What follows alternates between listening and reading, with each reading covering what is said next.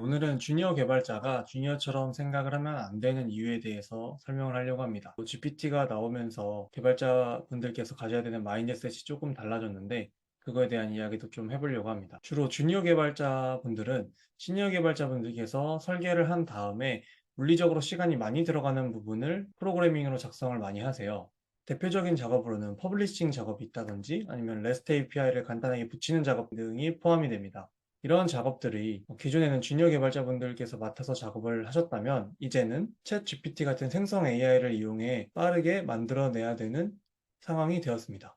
이 말은 즉 챗 GPT가 어느 정도 주니어 개발자분들께서 하시는 역할을 수행을 하고 있다라고 생각을 해요. 저 또한 현업에서 업무를 하면서 GPT를 굉장히 잘 이용하고 있고 촬영 시점을 기준으로 GPT가 다음 주쯤에 GPT-4 버전이 나온다고 해요. 현재 3.5 버전이 적용된 버전인데도 굉장히 잘 쓰고 있는데 4버전이 나오면 몇만 배가 더 빨라지고 더 정확성이 높아진다고 합니다. 앞으로 더 지속적으로 AI 인공지능 기술이 올라가고 있는 만큼 개발자분들께서 연구할 필요가 있다고 생각합니다. 개인적으로 생각했을 때 아직까지는 시니어 개발자분들의 역할을 못하고 있는 것 같아요. 명확한 지시를 내려야 되거나 구체적이고 자세하고 집약적인 명령어를 내렸을 때 훨씬 더 도움을 많이 받았기 때문에 이런 업무들이 주니어 개발자분들께서 하시는 일이고 그래서 왜 주니어 개발자분들이 주니어처럼 생각을 하면 안 되는지를 설명해 드리려고 합니다. 먼저 설명해 드리기에 앞서서 GPT를 제가 어떻게 활용하고 있는지 예시를 보여드리면서 그럼 어떤 식으로 생각을 해야 되는지 한번 알려드릴게요. 현재 보이시는 화면이 제가 GPT를 세팅해 놓은 화면입니다. 저 같은 경우 AIPRM for ChatGPT라는 프로그램과 웹 서치를 도와주는 웹 챗 GPT 그리고 프롬프트 진인을 사용하고 있는데 이 현재 프롬프트 진인은 거의 사용을 하지 않고 있습니다. 왜냐하면 유료 버전에서 한국어로 입력을 하더라도 굉장히 빠르게 답변을 해주기 때문에 프롬프트 진인은 거의 사용하지 않고 있습니다. 먼저 유용하게 쓰고 있는 AI PRM for ChatGPT에 대해서 설명해 드릴게요.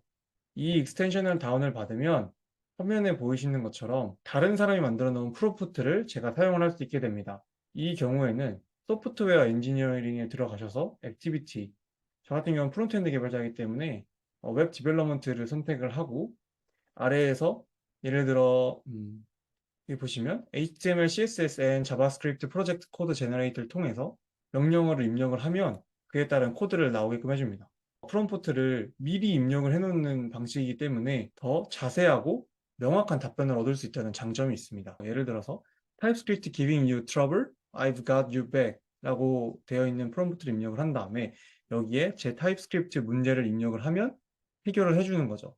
그냥 단순하게 아무것도 입력을 하지 않은 상태에서 내 타입스크립트 문제를 입력을 하게 되면 두루뭉술한 답변을 얻게 되고 내가 타이핑할 게 많아집니다.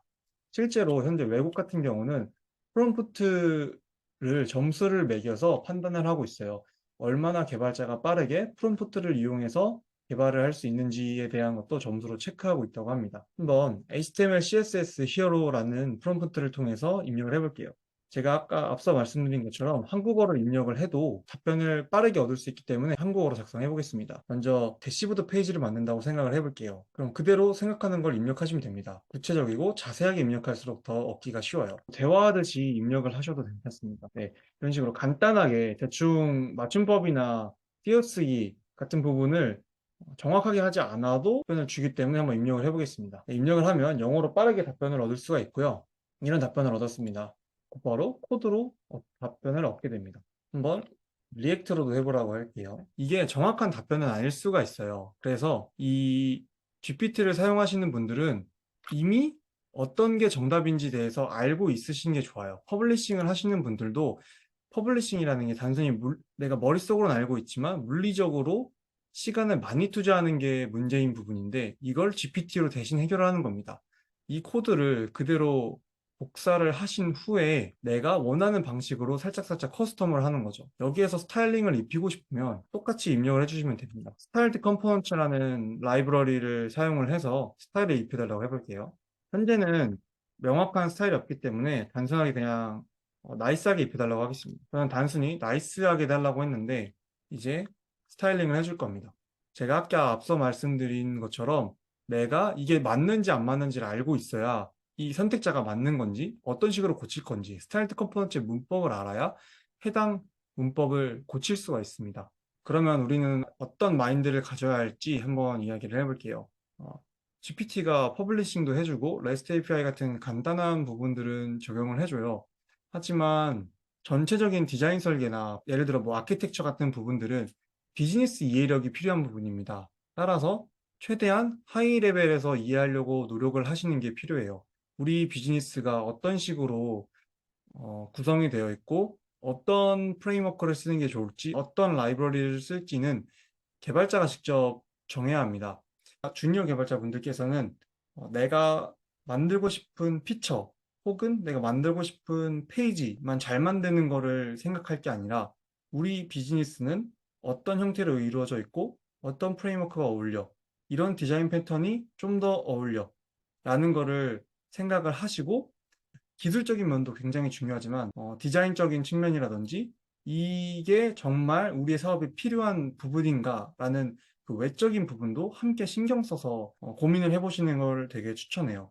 그래서 결론적으로 드리고 싶은 말씀은 과거 주니어 개발자분들께서는 어떻게든 페이지를 만들어내는 게 실력이라고 봤을 때 요즘 주니어 개발자분들께서는 이 GPT를 이용해서 페이지를 쉽게 만들 수 있기 때문에 이 페이지가 정말 필요한가?